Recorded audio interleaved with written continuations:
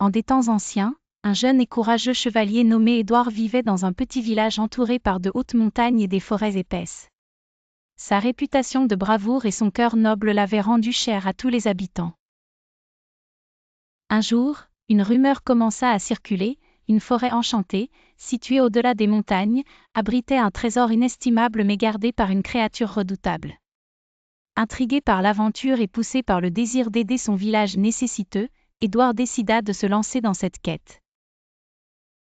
Avant de partir, il se rendit chez l'ancien sage du village pour recevoir ses bénédictions et peut-être quelques conseils.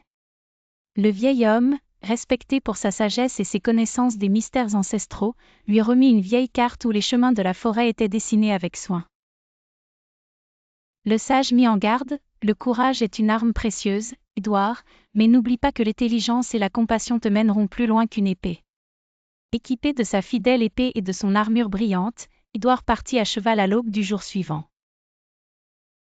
Traversant les montagnes escarpées, il atteignit enfin l'orée de la forêt enchantée.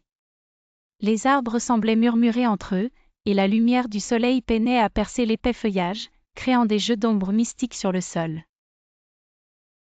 En progressant avec prudence à travers la forêt, Édouard rencontra diverses créatures mystiques amicales, comme des fées et des lutins, qui l'aideraient en échange de petites marques de bonté.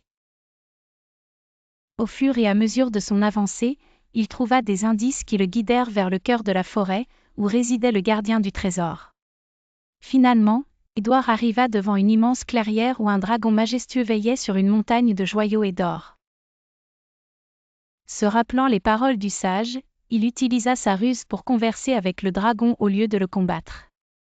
À travers des mots de respect et d'honneur, Édouard prouva sa valeur et son intention noble.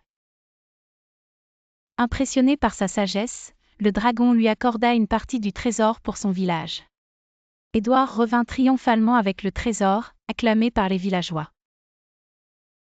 Il avait appris que la véritable bravoure réside dans la sagesse et la compassion, des leçons qui inspireraient les générations futures.